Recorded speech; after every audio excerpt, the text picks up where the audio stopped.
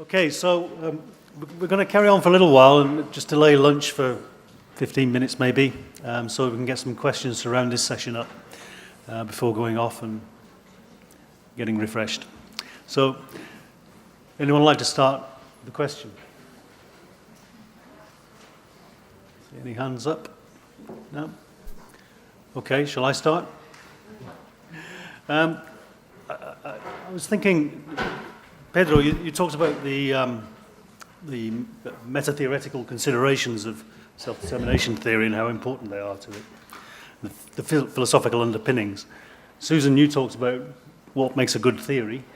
So I was just wondering what the panel think of the extent to which explicit meta-theoretical considerations, philosophical underpinnings, are important in a theory of behavior change, or can a theory of behavior change operate perfectly well in a sort of philosophical vacuum or relative philosophical vacuum? Would you like to start on that? I'm very happy to start. I don't think it can. I think it does need. I think you do need to have a sense of where your theory fits and what the theory is trying to do. I think we have to recognise that all theories are perceptions; they're perspectives. We're not. A theory is not the thing it is a theory of. It is just a view of it. And so, the viewpoint from which you are coming will influence what you then decide to use the theory for.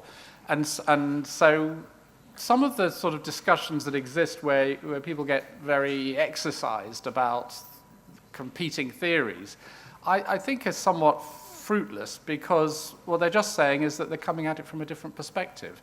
And most theories are completely agnostic on most things.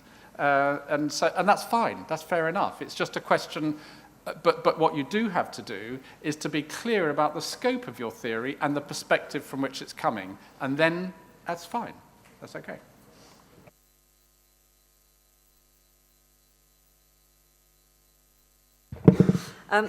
Just to add to that, just as saying that we always need to think about behaviour and what we're doing in context, we also need to think about use of theory in context, and to be very clear about why we're using theory. I mean, theory has become quite fashionable, so now in order to get a grant, you have to cite theory, which is why, you know, theories are thrown around in quite a sort of perfunctory and partial way.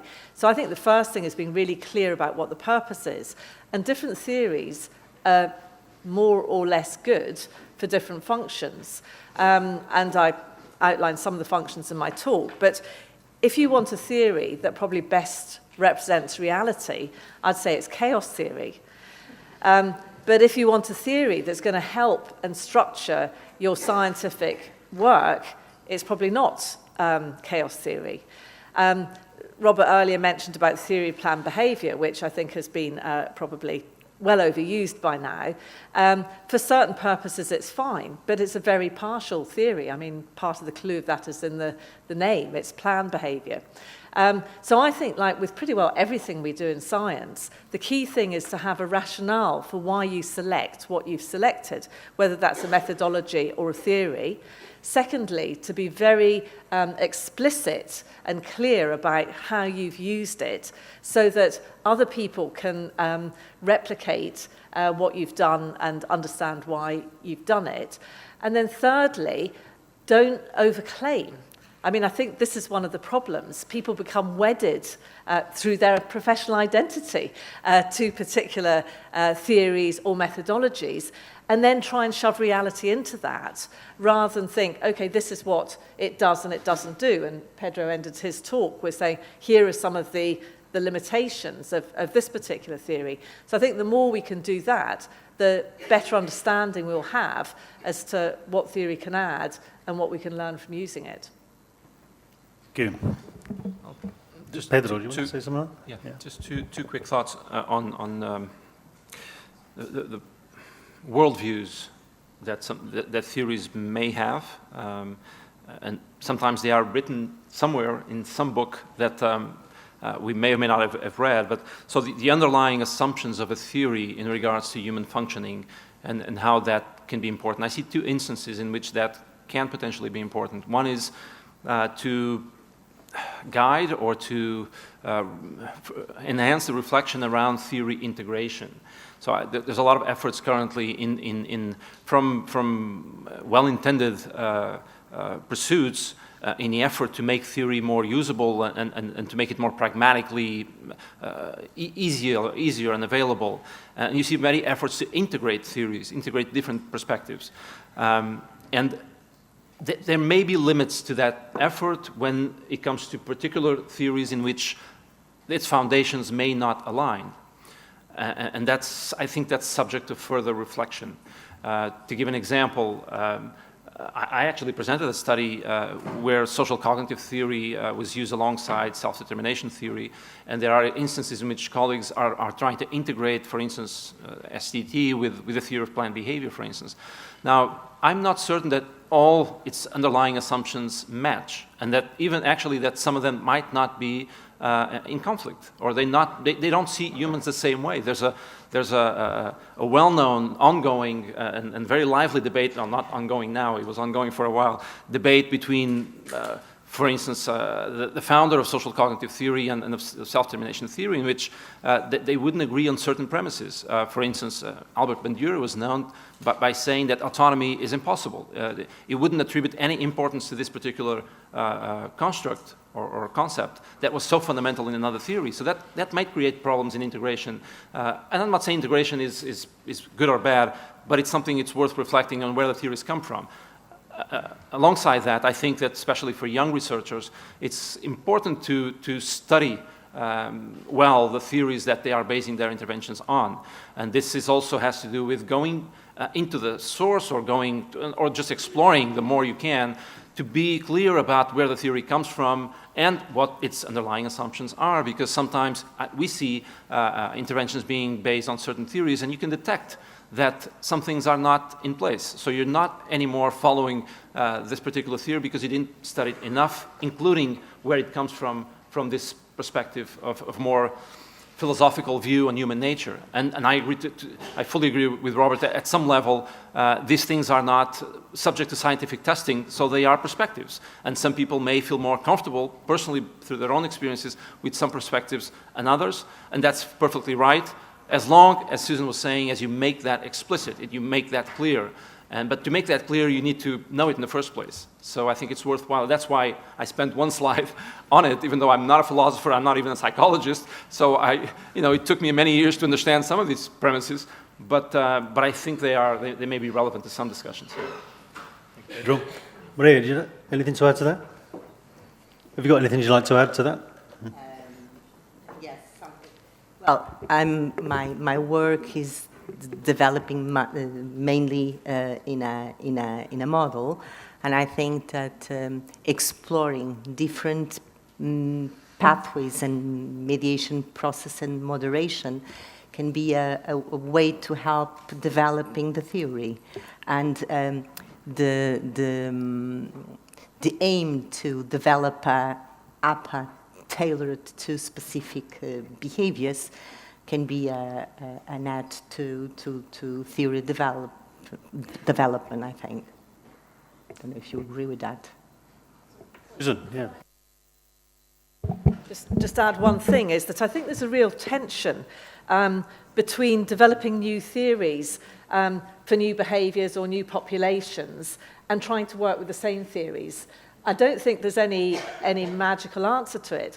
But having looked at these 83 theories and seeing that some of them are just small variations on each other that maybe helps one person's career, it doesn't necessarily help the field, because it doesn't mean we have shared frameworks that we can use.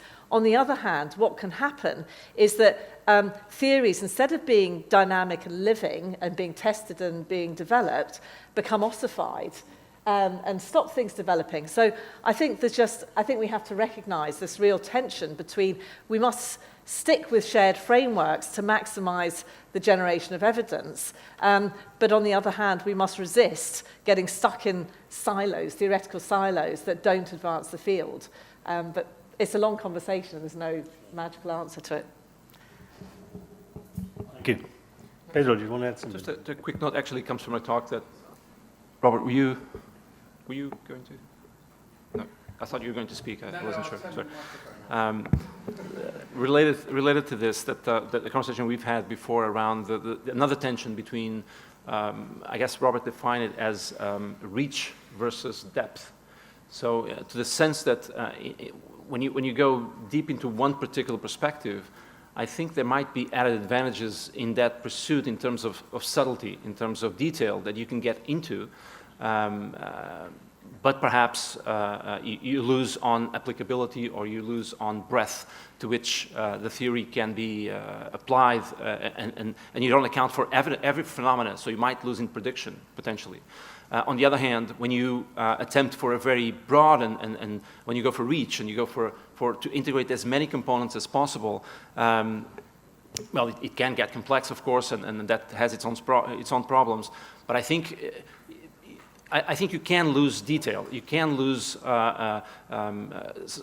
sight of some components. And I'm thinking of the definition of certain terms, for instance, where they get, for instance, where they get sort of round around the edges, when things like competency now becomes self-efficacy and it's exactly the same, where if you look into the theories, they're not exactly the same, and those differences may matter.